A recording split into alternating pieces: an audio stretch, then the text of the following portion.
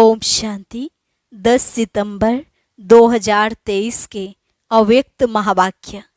पहले एक नज़र मुरली के मुख्य पॉइंट्स पर। बाप दादा ने कहा, इस ब्राह्मण जीवन की संपन्नता का मुख्य फाउंडेशन है निश्चय।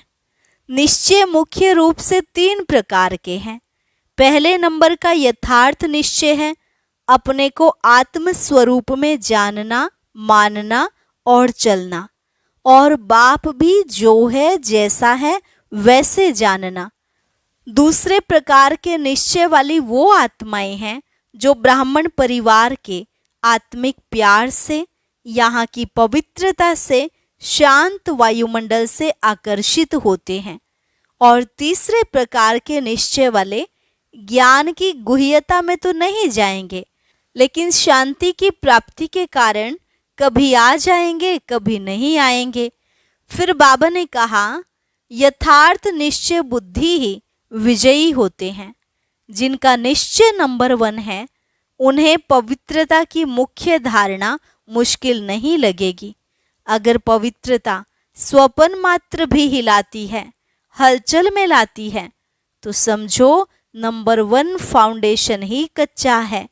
जबकि हर एक ब्राह्मण बच्चा कहता है सर्वशक्तिमान बाप साथ है, तो फिर सर्वशक्तिमान के आगे माया कैसे आ सकती है? कई बच्चों में मोटे रूप से खाने पीने व पहनने का लोभ तो नहीं रहता, लेकिन अक्सर लोभ का रॉयल रूप आता है। फिर कहते हैं इतनी सेवा करते, सहयोग करते, फिर भी हमें कोई पूछता नहीं, नाम नहीं लेता, मान नहीं देता। और लास्ट में बाबा ने कहा, कभी भी यह इच्छा नहीं रखना कि हमें भी आगे रखा जाए, स्टेज पर बुलाया जाए। ये भी रॉयल रूप का मांगना है, क्योंकि जो फाइनल नंबर मिलेंगे वो इस आधार पर नहीं होंगे कि किसने कितने भाषण किए, सेंटर बनाए, बल्कि योग्य कितनों को बनाया, यह देखा जाएगा। और अब सुनते हैं महावाक्यों को विस्तार से। मुरली का सार। यथार्थ निश्चय के फाउंडेशन द्वारा संपूर्ण पवित्रता को धारण करो। आज बाप दादा देश विदेश चारों ओर के नए नए बच्चों को देख रहे थे, चाहे मधुबन में साकार रूप में आए हैं, चाहे आकार रूप में अपने अपने सेवा स्थान में आए हुए हैं। तो नयों नयों को देख बाप दादा सभी के निश्चय को देख रहे थे, क्योंकि निश्चय इस ब्राह्मण जीवन के संपन्नता का फाउंडेशन है। और फाउंडेशन मजबूत है तो सहज और तीव्र गति से संपूर्णता तक पहुंचना निश्चित है। तो बाप दादा देख रहे थे कि निश्चय भी भिन्न भिन्न प्रकार का है। जो यथार्थ निश्चय है कि मैं परमात्मा बाप का बन गया, स्वयं को भी आत्म स्वरूप में जानना, मानना, चलना, और बाप को भी जो है वैसे जानना, ये है यथार्थ निश्चय। दूसरा निश्चय, योग द्वारा थोड़े समय के लिए अशांति से शांति का अनुभव करते हैं और स्थान का शक्तिशाली शांत वायुमंडल आकर्षित करता है। वह ब्राह्मण परिवार, ब्राह्मण आत्माओं का आत्मिक प्यार और पवित्रता की जीवन का प्रभाव पड़ता है। कंपनी अच्छी लगती है। दुनिया के वायुमंडल के कॉन्ट्रास्ट में ये संग अच्छा लगता है। ज्ञान भी अच्छा, परिवार भी अच्छा, वायुमंडल भी अच्छा। तो वो अच्छा लगना उस फाउंडेशन के आधार पर चलते रहते हैं। ये है दूसरा नंबर। पहला नंबर सुनाया यथार्थ निश्चय, और दूसरा नंबर अच्छा लगता है। और तीसरा नंबर, दुनिया के संबंधियों के दुखमय वातावरण से बचकर जितना समय भी सेवा केंद्र पर आते हैं, उतना समय दुख से किनारा होकर शांति का अनुभव करते हैं। ज्ञान की गुह्यता में नहीं जाएंगे, लेकिन शांति की प्राप्ति के कारण कभी आते हैं और कभी नहीं भी आते हैं। लेकिन यथार्थ निश्चय बुद्धि विजयी होते हैं। और देखा जाता है कि जब शुरू शुरू में आते हैं तो अशांति से तंग होते हैं, शांति के इच्छुक होते हैं। तो जैसे प्यासे को एक बूंद भी अगर पाने की मिल जाए तो वो बहुत बड़ी बात अनुभव करता है। तो अप्राप्ति से प्राप्ति होती है। परिवार में, ज्ञान में, योग में, वायुमंडल में अंतर दिखाई देता है। तो पहला समय बहुत अच्छे उमंग उत्साह से चलते हैं, बहुत नशा रहता है, खुशी भी होती है। लेकिन अगर पहले नंबर के यथार्थ निश्चय का फाउंडेशन पक्का नहीं है, दूसरे या तीसरे नंबर का निश्चय है, तो धीरे धीरे जो शुरू की खुशी, शुरू का जोश, उसमें फर्क आ जाता है। इस सीजन में नए नए बहुत आए हैं और चांस भी मिला है, यह तो बहुत अच्छा है। बाप दादा को भी नए नए बच्चों को देख खुशी होती है कि ये फिर से अपने परिवार में पहुंच गए। लेकिन ये चेक करो कि निश्चय का फाउंडेशन पक्का है। हमारा निश्चय नंबर 1 है व नंबर 2 है। अगर नंबर 1 निश्चय है तो चलते चलते मुख्य पवित्रता धारण करने में मुश्किल नहीं लगेगा। अगर पवित्रता स्वपन मात्र भी हिलाती है, हलचल में लाती है, तो समझो नंबर 1 फाउंडेशन कच्चा है, क्योंकि आत्मा का स्वधर्म पवित्रता है। अपवित्रता पर धर्म है और पवित्रता स्वधर्म है। तो जब स्वधर्म का निश्चय हो गया तो पर धर्म हिला नहीं सकता। कई बच्चे कहते हैं कि पहले तो बहुत अच्छे आते थे, अभी पता नहीं क्या हो गया। तो क्या हो जाता है कि बाप जो है, जैसा है वैसे अनुभव में नहीं लाते। अगर पूछेंगे कि बाप साथ है तो हाथ सब उठाएंगे। हाथ उठाना तो बहुत सहज है, लेकिन बाप साथ है तो बाप की पहली पहली जो महिमा करते हो कि वो सर्वशक्तिमान है, ये मानते हो या सिर्फ जानते हो? तो जब सर्वशक्तिमान बाप साथ है तो सर्वशक्तिमान के आगे अपवित्रता आ सकती है? नहीं आ सकती। लेकिन आती तो है, तो आती फिर कहाँ से है? कोई और जगह है। चोर लोग जो होते हैं वो अपना स्पेशल गेट बना लेते हैं, चोर गेट होता है। तो आपके पास भी छिपा हुआ चोर गेट तो नहीं है? चेक करो। नहीं तो माया आई कहाँ से? ऊपर से आ गई। अगर ऊपर से भी आ गई तो ऊपर ही खत्म हो जानी चाहिए। कोई छिपे हुए गेट से आती है जो आपको पता नहीं पड़ता है, तो चेक करो कि माया ने कोई चोर गेट तो नहीं बना रखा है। और गेट बनाती भी कैसे है मालूम है? आपके जो विशेष स्वभाव या संस्कार कमजोर होंगे ना, तो वही माया अपना गेट बना देती है। क्योंकि जब कोई भी स्वभाव या संस्कार कमजोर है तो आप कितना भी गेट बंद करो, लेकिन कमजोर गेट है तो माया तो जानी जाननहार है, उसको पता पड़ जाता है कि ये गेट कमजोर है, इससे रास्ता मिल सकता है और मिलता भी है। चलते चलते अपवित्रता के संकल्प भी आते हैं, बोल भी होता, कर्म भी हो जाता है। तो गेट खुला हुआ है ना, तभी तो माया आई। फिर साथ कैसे हुआ? कहने में तो कहते हो कि सर्वशक्तिमान साथ है, तो ये कमजोरी फिर कहाँ से आई? कमजोरी रह सकती है? नहीं ना। तो क्यों रह जाती है? चाहे पवित्रता में कोई भी विकार हो, मानो लोभ है। लोभ सिर्फ खाने पीने का नहीं होता। कई समझते हैं हमारे में पहनने, खाने या रहने का ऐसा तो कोई आकर्षण नहीं है, जो मिलता है, जो बनता है उसमें चलते हैं।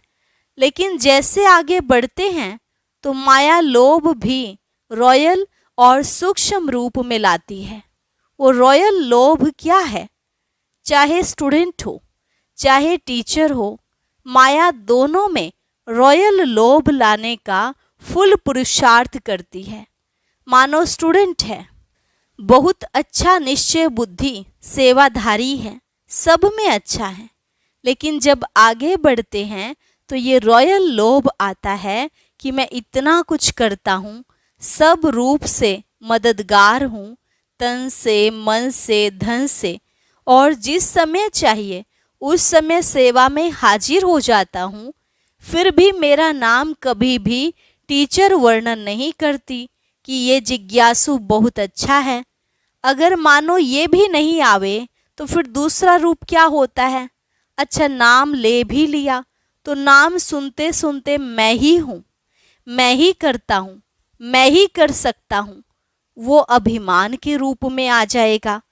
या बहुत काम करके आए और किसी ने आपको पूछा भी नहीं, एक गिलास पानी भी नहीं पिलाया, देखा ही नहीं, अपने आराम में या अपने काम में बिजी रहे, तो ये भी आता है कि करो भी और पूछे भी कोई नहीं।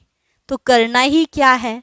करना या ना करना एक ही बात है, पूछने वाला तो कोई है नहीं। इससे आराम से घर में बैठो, जब होगा तब सेवा करेंगे। तो ये भिन्न भिन्न प्रकार का विकारों का रॉयल रूप आता है। और एक भी विकार आ गया ना, मानो लोभ नहीं आया लेकिन अभिमान आ गया, या अपने मानने तक हमारी मान्यता हो उसका भान आ गया, तो जहाँ एक विकार होता है वहाँ उनके चार साथी छिपे हुए रूप में होते हैं। और एक को आपने चांस दे दिया तो वो छिपे हुए जो हैं वो भी समय प्रमाण अपना चांस लेते रहते हैं। फिर कहते हैं कि पहले जैसा नशा अभी नहीं है, पहले बहुत अच्छा था, पहले अवस्था बड़ी अच्छी थी, अभी पता नहीं क्या हो गया है। माया चोर गेट से आ गई है, ये है पता, यह नहीं कहो पता नहीं। और टीचर को भी आता है। टीचर को क्या चाहिए? सेंटर अच्छा हो, कपड़े भले कैसे भी हों, लेकिन सेंटर थोड़ा रहने लायक तो अच्छा हो, और जो साथी हो वो अच्छे हो, स्टूडेंट अच्छे हो, बाबा की भंडारी अच्छी हो। अगर अच्छा स्टूडेंट चेंज हो जाए तो दिल थोड़ा धड़कती है। फिर समझते हैं कि क्या करें, ये मददगार था ना, अभी वो चला गया। मददगार जिज्ञासु था, वह बाप है। तो उस समय कौन दिखाई देता है, जिज्ञासु या बाप? तो ये रॉयल माया फाउंडेशन को हिलाने की कोशिश करती है। अगर आपको निश्चय है सर्वशक्तिमान साथ है तो बाप किसी न किसी को निमित्त बना ही देता है। कई फिर सोचते हैं हमें कम से कम एक बार आबू की कॉन्फ्रेंस में या किसी बड़ी कॉन्फ्रेंस में चांस मिलना चाहिए। चलो और नहीं, योग शिविर तो करा लें, ये भी तो चांस होना चाहिए ना। चलो भाषण नहीं करे, स्टेज पर तो आवें, आखिर विनाश हो जाएगा। क्या विनाश तक भी हमारा नंबर नहीं आएगा? नंबर तो आना चाहिए ना। लेकिन पहले भी बाप दादा ने सुनाया कि अगर योग्य है, चांस मिलता है तो खुशी से करो, लेकिन ये संकल्प करना कि हमें चांस मिलना चाहिए, यह भी मांगना है। चाहिए चाहिए, ये है रॉयल मांगना। ये होना चाहिए, ये हमें पहचानते नहीं हैं। दादी दीदियाँ भी सभी को पहचानती नहीं हैं, जो आगे आते हैं उसको आगे कर लेते हैं। तो ये संकल्प आना, यह भी एक सूक्ष्म मांगना है। लेकिन बाप दादा ने सुना दिया है कि मानो आप स्टेज पर आ गई, या आपकी कोई भी विशेषता के कारण, योग नहीं भी है, अवस्था इतनी अच्छी नहीं है, लेकिन बोल में, कैचिंग पावर में विशेषता है, तो चांस मिल जाता है। क्योंकि किसी की वाणी में मिठास होता है, स्पष्टता होती है और कैचिंग पावर होती है। तो यहाँ के वहाँ के मिसाल वगैरह कैच करके सुनाते हैं, इसलिए उन्हों का नाम भी हो जाता है। कौन चाहिए? फलानी चाहिए। कौन आवे? फलानी आवे। चाहे योग में कच्ची भी हो तो इस पर नंबर फाइनल नहीं होने हैं। जो फाइनल नंबर मिलेंगे वो ये नहीं होगा कि इसने कितने भाषण किए या इसने कितने स्टूडेंट व सेंटर बनाए हैं। लेकिन योग्य कितनों को बनाया है। सेंटर बनाना बड़ी बात नहीं है, लेकिन योग्य कितनी आत्माओं को बनाया। नाम हो गया 30 सेंटर की इंचार्ज है और 30 में से 15 हिल रहे हैं। 15 ठीक है, तो फायदा हुआ या सिर्फ नाम हुआ? सिर्फ नाम होता है कि फलाने के 30 सेवा केंद्र हैं, लेकिन नंबर इससे नहीं मिलेगा। फाइनल नंबर जितनों को सुख दिया, जितना स्वयं शक्तिशाली रहे, उसी प्रमाण मिलेंगे। इसलिए ये भी चाहिए खत्म कर दो, नहीं तो योग नहीं लगेगा। रोज यही देखते रहेंगे कि फलानी जगह प्रोग्राम हुआ, मेरे को फिर भी नहीं बुलाया, अभी परसों यहाँ हुआ, कल वहाँ हुआ, आज यहाँ हुआ, तो योग लगेगा या गिनती होती रहेगी? तो मुख्य बात जो यथार्थ निश्चय है उसको पक्का करो। कहने में तो कह देते हो कि मैं आत्मा हूँ और बाप सर्वशक्तिमान है, लेकिन प्रैक्टिकल में, कर्म में आना चाहिए। बाप सर्वशक्तिमान है, लेकिन मेरे को माया हिला रही है, तो कौन मानेगा कि आपका बाप सर्वशक्तिमान है? क्योंकि उससे ऊपर तो कोई है नहीं। तो बाप दादा आज निश्चय के फाउंडेशन को देख रहे हैं, चाहे नए हैं चाहे पुराने हैं, लेकिन इस निश्चय के फाउंडेशन को प्रैक्टिकल में लाओ और समय पर यूज करो। समय बीत जाता है, फिर बाप के आगे पश्चाताप के रूप में आते हो, क्या करें बाबा, हो गया, आप तो रहम दिल हो, रहम कर दो। तो ये क्या हुआ? ये भी रॉयल पश्चाताप है। साथ है तो किसी की हिम्मत नहीं है। निश्चय बुद्धि का अर्थ ही है विजयी। अगर कोई हिसाब किताब आता भी है तो मन को नहीं हिलाओ, स्थिति को नीचे ऊपर नहीं करो। चलो आया और फट से उसको दूर से ही खत्म कर दो। अभी योद्धे नहीं बनो। कई अभी निरंतर योगी नहीं हैं, कुछ समय योगी हैं और कुछ समय युद्ध करने वाले योद्धे हैं। लेकिन अपने को कहलाते क्या हो, योद्धे कि योगी? कहलाते तो सहज योगी हो। तो नए जो भी आए हैं उनको बाप दादा फिर से भाग्य प्राप्त करने की मुबारक देते हैं, लेकिन मुबारक के साथ ये चेक भी करना कि फाउंडेशन नंबर 1 है या नंबर 2 का है। कई कहते हैं ज्ञान योग बहुत अच्छा लगता है। अच्छा है वो तो ठीक है, लेकिन कर्म में लाते हो। ज्ञान माना आत्मा परमात्मा ड्रामा, यह कहना नहीं। ज्ञान का अर्थ है समझ। समझदार जैसा समय होता है वैसे समझदारी से सदा सफल होता है। कभी भी देखो जीवन में दुख आते हैं तो क्या सोचते हो? पता नहीं मुझे यह क्यों नहीं समझ में आया, यही कहेंगे। तो समझदार हो, ज्ञानी हो, बोलो हाँ या ना। तो बच्चों ने कहा हाँ जी। बाबा ने कहा हाँ तो बहुत अच्छी बोलते हो। समझदार की निशानी है कभी धोखा नहीं खाना, ये है ज्ञानी की निशानी। और योगी की निशानी है सदा क्लीन और क्लियर बुद्धि। क्लीन भी हो और क्लियर भी हो। योगी कभी नहीं कहेगा पता नहीं पता नहीं, उनकी बुद्धि सदा ही क्लियर है। और धारणा स्वरूप की निशानी है सदा स्वयं भी डबल लाइट। कितनी भी जिम्मेवारी हो लेकिन धारणा मूर्त सदा डबल लाइट। चाहे मेला हो चाहे झमेला हो, दोनों में डबल लाइट। और सेवाधारी की निशानी है सदा निमित्त और निर्माण भाव। तो ये सभी अपने में चेक करो। कहने में तो सभी कहते हो ना कि चारों ही सब्जेक्ट के गॉडली स्टूडेंट हैं, तो निशानी दिखाई देनी चाहिए। तो नए नए क्या करेंगे? अपने निश्चय को और पक्का करना। नहीं तो फिर क्या होता है, 2 साल चलेंगे, 3 साल चलेंगे, फिर वापस पुरानी दुनिया में चले जाएंगे। और फिर जो वापस जाते हैं वो उस दुनिया में भी सेट नहीं हो सकते हैं, ना इस दुनिया के रहते ना उस दुनिया के। इसलिए अपना फाउंडेशन बहुत पक्का करो, अनुभव करो। सर्वशक्तिमान बाप साथ है। बस एक बात भी अनुभव किया तो सब में पास हो जाएंगे। देखो आजकल प्राइम मिनिस्टर है, उसके साथ का भी नशा रहता है ना। ये तो सर्वशक्तिमान है। अच्छा, चारों ओर के सदा श्रेष्ठ भाग्यवान, भाग्य विधाता को अपना बनाने वाले ऐसी श्रेष्ठ आत्माओं को सदा बाप दादा के श्रीमत को सुना और किया। ऐसे सर्व सपूत बच्चों को सदा सेवा में अचल रहने वाले, झमेला मुक्त और परमात्मा मिलन मेला मनाने वाले सभी बच्चों को बाप दादा का याद प्यार और नमस्ते।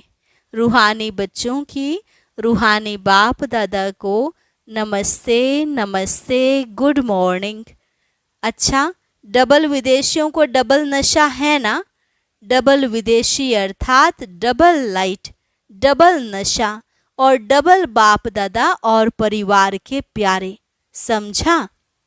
आज का वरदान अपनेपन के अधिकार की अनुभूति द्वारा अधीनता को समाप्त करने वाले सर्व अधिकारी भव।